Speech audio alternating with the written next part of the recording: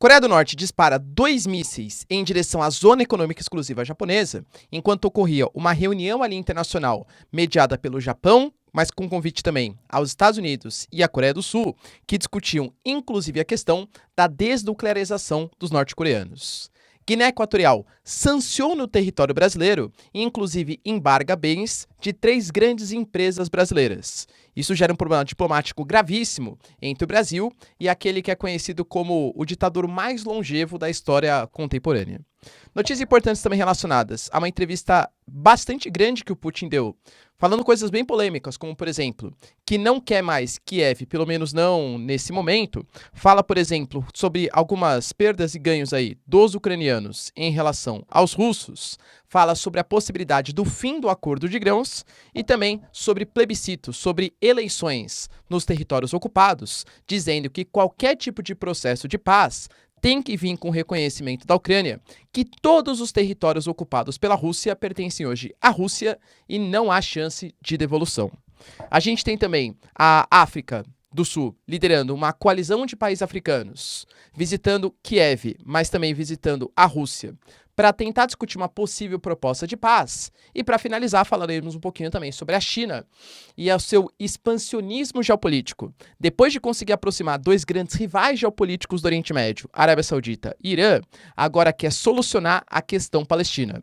Inclusive, tendo amizades com Israel e também com Mahmoud Abbas, liderança pessoal da Palestina, pode ser que isso aconteça e supere o impacto que os Estados Unidos sempre tiveram na região. Se vocês querem entender um pouco mais sobre esses assuntos, e muito mais também sobre geografia, geopolítica, atualidades, política, polêmicas, enfim, tudo para você se manter sempre bem atualizado, já se inscreve no canal, deixa seu like, compartilha esse vídeo, que eu, professor Ricardo, conto muito com a sua ajuda. Belezinha? Pessoal, antes do vídeo, recado aí rapidinho para vocês. O meu canal, há muito tempo, deixou de ser para mim somente um entretenimento, um passatempo, e hoje é a minha profissão, é o meu ganha-pão, é a minha empresa, a marca Professor Ricardo Marcílio. E eu achava que somente ter um canal no YouTube, um site, uma plataforma, ia garantir que essa marca era de fato minha. Não, não. A marca só é sua quando você tem um registro no INPI. E quem já passou por isso vai entender o que eu estou falando. É um processo lento, demorado, burocrático, mas existe a parceira aqui do canal, a Muvon, que vem facilitar todo esse processo para você simplificar e desburocratizar. A Muvon, ela tem tanta confiança que caso o seu processo seja negado pelo INPI, eles garantem outro gratuito para você. Então, link na descrição e não corre risco de perder a sua marca, a sua empresa. Aproveita, corre lá, hein? Bom, galera, então vamos lá, ó. Seguinte, a gente teve a notícia super importante que o Japão, ele convocou ali, né, uma reunião com representantes dos Estados Unidos e da Coreia do Sul. Inclusive, olha isso, hein? A tensão é tão grande que até Coreia do Sul e Japão, que têm rivalidades históricas, vide aí, né, o imperialismo japonês do final do século XIX e começo do século XX, e as várias atrocidades que os japoneses cometeram, inclusive com os sul-coreanos, eles estão se unindo por um inimigo comum maior, que são os chineses, mas principalmente os norte-coreanos. E essa cúpula que contava, por exemplo, com o Jake Sullivan, representante dos Estados Unidos, ela estava discutindo, entre outros pontos, a questão da segurança na região da Península Coreana e de toda aquela parte, né, do Mar da China, do Mar Japonês e tal, e um dos pontos era a desnuclearização da Coreia do Norte. Pois bem, enquanto estava acontecendo a reunião, e é óbvio, né, que a Coreia do Norte sabia que aquela reunião estava acontecendo, o Kim Jong-un, ele foi responsável pelo disparo de 2 mísseis, um pegando a 110 quilômetros do território japonês e o outro a 250 quilômetros. Segundo o Japão, os 2 mísseis caíram dentro da Zona Econômica Exclusiva Japonesa. O que isso representa? Claramente, né, que, poxa, um programa para desnuclearização da Coreia do Norte e a Coreia do Norte realiza testes com mísseis, é óbvio que é uma provocação, né, contra Estados Unidos, China, Estados Unidos, Coreia do Sul e Japão, por tratar de um tema, inclusive, sem a presença dos norte-coreanos, né? Vale lembrar, pessoal, que a Coreia do Norte já falou uma série de vezes que ela não desnuclearizar o seu país porque a Coreia do Norte não quer ser, segundo palavras do Kim Jong-un, a nova Líbia. O Kim Jong-un não quer ser o novo Muammar Gaddafi, que abriu mão do seu armamento em troca de uma possível pacificação com o Ocidente, mas quando começa a Primavera Árabe, a OTAN interfere no país. Liderado pelos Estados Unidos, inclusive com Obama garantindo que o pior erro do seu governo foi não ter pensado no dia seguinte da Líbia. Ou seja, a Líbia abriu mão em troca de uma promessa do Ocidente, quando na verdade o Ocidente, a própria OTAN, serviu para interferir na Líbia e causar hoje uma guerra civil no país. E de novo, tá? Eu não estou defendendo os norte-coreanos. Cara, pelo amor de Deus, né? O regime do Kim Jong-un não é flor que se cheire, tá? Mas, muito possivelmente, ele pensa, né? Que ele só tem o seu país ali garantido, a sua soberania garantida, porque até hoje tem armas nucleares. Não vejo o Kim Jong-un abrindo mão desse arsenal, pelo menos não num futuro próximo. Notícias importantes também relacionadas à Guiné Equatorial e a sua relação geopolítica com o Brasil. A Guiné Equatorial é liderada hoje pelo cara que é conhecido como o ditador mais longevo, pelo menos no mundo hoje, que é o Teodoro Obiang, tá? Ele tem algumas relações específicas ali com o Brasil, né? Inclusive, o Brasil, por exemplo, foi responsável por incluir a Guiné Equatorial, que é reconhecido como uma ditadura bem complicada, tá? Dentro da CPLP, que é a Comunidade dos Países de Língua Portuguesa, e o Brasil fez essa mediação, inclusive na época que o Celso Amorim era o chanceler, né? O responsável aí pelas relações exteriores do Brasil. Pois bem, o seu filho, que também é conhecido como o número 2 da Guiné Equatorial, que é conhecido como o Teodorim, ele foi alvo de investigações, de apurações da Polícia Federal do Brasil por alguns esquemas aí de lavagem de dinheiro. Por exemplo, algumas das acusações estão em torno de um apartamento que ele comprou na Doc Lobo, inclusive, para quem é de São Paulo, né, vai saber exatamente o que eu estou falando. Um apartamento avaliado mais ou menos em 15 milhões de reais. Fora outros bens ali, como, por exemplo, carros que ele tinha. Além disso, ele também foi acusado de lavagem de dinheiro em 2018, quando ele ocultou bens na alfândega, inclusive no aeroporto, tá, de Campinas, que somados também dão mais ou menos 15 milhões agora de dólares em relógios e outros equipamentos, tá? Então ele está sendo alvo de investigações na Polícia Federal e, inclusive, a Polícia Federal agiu de maneira até transnacional, fazendo parceria com outros países, como, por exemplo, com a França. Pela justiça da Guiné Equatorial, que a gente sabe que é bem cooptada pelo Estado da Guiné Equatorial, e está rolando uma investigação contra o filho do ditador da Guiné Equatorial, a justiça do local deliberou que o governo brasileiro deveria ressarcir e pagar uma indenização, não só pelos bens que foram confiscados, mas também por danos à sua integridade moral, tá? E esses danos ficariam na casa dos 640 milhões de reais que o Brasil estaria devendo. Como o Brasil, muito possivelmente, não vai pagar, né, esses bens aí para a Guiné Equatorial, a Guiné Equatorial resolveu embargar bens de empresas privadas brasileiras que atuam na Guiné Equatorial. Estou falando aqui, pessoal, da ARG, da Zagob e também da OAS, né? Essas empresas relacionadas principalmente à construção, elas têm um capital importante investido, inclusive no país, e agora estão com seus bens embargados. Por que isso é um problema diplomático? Já seria um problema diplomático se tivesse o embargo, o confisco de bens da iniciativa pública brasileira, o Estado brasileiro com bens confiscados. Só que nesse caso são empresas privadas, não tem relação específica com o governo brasileiro. Então uma interferência numa empresa privada brasileira que atua dentro da Guiné Equatorial. Com certeza, isso vai gerar um problema diplomático. O Itamaraty considera isso como uma grande preocupação, mas não anunciou quais serão os próximos passos. Há uma reunião marcada da CPLP, né, da Comunidade dos Países de Língua Portuguesa, que vai ocorrer em São Tomé e Príncipe em agosto agora. E o Lula já confirmou a participação e, muito possivelmente, a Guiné Equatorial também participará. E aí, vai ser meio climão, hein? O que vocês acham que o Brasil deve fazer como retaliação à Guiné Equatorial? Expulsar o país da organização? De fato, pessoal, com certeza o Brasil é uma das principais lideranças que atuam nessa organização. O que você faria contra a Guiné Equatorial? Deixa aí nos comentários. Obviamente, pessoal, pelo amor de Deus, tá? Respeitando, né? Questões básicas de direitos humanos. Outra questão importante está relacionada a uma declaração do Putin. Uma entrevista que ele deu, pessoal, inclusive bastante longa, tá? Por uma organização de jornalistas, se não me engano eram 18 jornalistas, em que ele falou praticamente por 2 horas. E eu separei para vocês alguns temas que eu considerei sensíveis e bastante importantes dessa entrevista. Por exemplo, ele garantiu que, pelo menos no momento, não há mais interesse em Kiev, a capital da Ucrânia. Lembrando que no início do que ele chamou de operação militar especial, ou seja, da guerra, houve uma incursão partindo do norte ali da Ucrânia, de Belarus, inclusive, tá? Uma incursão para chegar até Kiev, uma coluna de tanques, que foi derrotada. Não conseguiu chegar até Kiev. As tropas voltaram e a Rússia se focou mais nas regiões que hoje estão ocupadas, invadidas, que é a região de Donetsk, Lugansk, Zaporizhia, Kherson e a Crimeia, que já estava desde 2013, 2014. O Putin falou que nesse momento, na verdade, assim, quem define se vai ter uma incursão, se vai ter uma invasão, é ele e não mais ninguém, mas que nesse momento não há mais interesse em pegar Kiev. Dando a entender, galera, que todos os objetivos da Rússia, pelo menos no momento, eles já foram cumpridos. E é fato que a Rússia, depois que conquistou Bakhmut, nem outros territórios, né, como Sloviansk e Kramatorsk, por enquanto os russos estão avançando. Na verdade, eles estão dando conta ali de uma contraofensiva ucraniana, que também está avançando a passos lentos. A Ucrânia fala na reconquista, pessoal, de menos de uma dezena de vilarejos, com territórios conquistados na casa de 90 quilômetros quadrados, é pouca coisa, né? Um ritmo lento.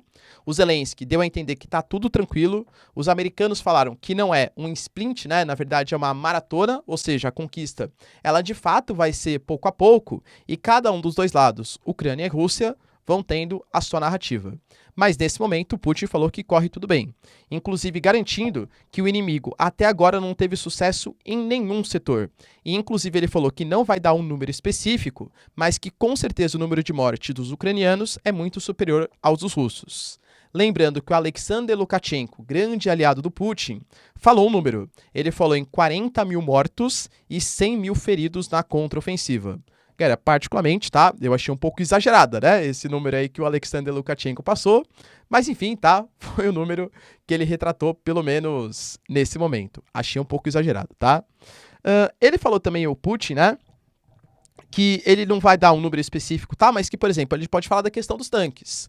Nesse momento, 160 tanques, aproximadamente, tá? Pelo menos, segundo ele, já foram destruídos, e isso representaria não só os tanques, mas todos os veículos, mais ou menos de 25% a 30% do que o Ocidente cedeu à Ucrânia, ou seja, cara, convenhamos, vai, em uma semana aí de contraofensiva, já destruiu 30% dos tanques, é uma previsão otimista do Putin. Enquanto da Rússia, só foram destruídos 54 tanques, e vários deles, segundo o Putin, com possibilidade de consertar, vai, não é que eles foram destruídos, eles foram danificados, mas podem voltar aí no futuro próximo para frente de batalha. Então uma visão bem otimista, né, do Putin em relação à Rússia. Falou também que não tem sentido a Rússia ter destruído a represa de Nova Kakhovka, por exemplo, inclusive garantindo que ele esperava que os ucranianos atacassem por aquelas posições, e que ele queria que a Ucrânia atacasse por aquelas posições, porque a Ucrânia acharia sensacional cortar a ligação que existe de Donetsk e Lugansk até Kherson, dominando Zaporizhia, mas que a Rússia estava muito bem preparada ali. Que quem, na verdade, atacou aquelas posições foram HIMARS ucranianos. De novo, pessoal, a gente não sabe, tá? Essa é a narrativa da Rússia. A Ucrânia garante que foi uma sabotagem da própria Rússia na sua represa para aumentar o nível do rio que separa, né, Kherson ucraniano e Kherson russo, do rio Dnipro, para dificultar uma incursão ucraniana naquelas posições. Questão, novamente, tá? De narrativa. Falou também, galera, que não tem a necessidade, pelo menos por enquanto, de uma nova mobilização parcial. Lembrando que a Rússia fez, no segundo semestre do ano passado, uma mobilização de mais ou menos 300 mil novos militares, e que, inclusive, essa questão de lei marcial e coisa que o valha não vai acontecer, pelo menos não agora, até porque ele se recusa a chamar de guerra. A Rússia não está numa guerra, segundo ele. A Rússia está numa operação militar especial, tá? Falou também que nos territórios que foram ocupados, todos, tá? Kherson, Lugansk, Donetsk e Zaporizhia, ocorrerão eleições. Eleições vão ocorrer no dia 10/9. Lembrando, pessoal, que a Rússia já dominou mais ou menos 17% dos territórios que pertenciam à Ucrânia, né? E nessas eleições que vão ocorrer, é praticamente uma confirmação que a Rússia considera que pertence à Rússia. Inclusive o Putin falou, tá, que ele está disposto a fazer uma proposta de paz. Claro, né, pessoal, entre aspas, né, a proposta de paz que ele quer. Só que a proposta de paz tem que vir com o reconhecimento que os plebiscitos, que os referendos, que as consultas populares que rolaram nos territórios ocupados são consultas populares válidas. Ou seja, que a população desses territórios querem pertencer aos russos. Então não existe a possibilidade de uma chance de paz sem o reconhecimento que sim, os territórios ocupados pertencem à Rússia. E aí, o que será que o Putin quer então? Um acordo de paz em que a Ucrânia somente reconheça a derrota e valeu, tamo junto? Cara, convenhamos, né? Por isso que eu falo, pra mim, enquanto essa contraofensiva não tiver uma vitória ou uma derrota, eu acho praticamente impossível algum tipo de acordo.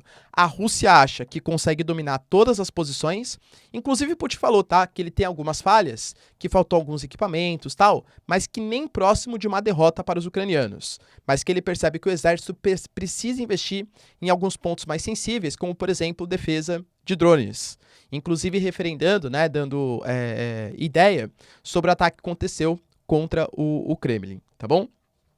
Ele falou, né, que os territórios, eles são historicamente da Rússia, dando, né, galera, a ideia da antiga União Soviética e tal, e falou que tem que pertencer de fato aos russos.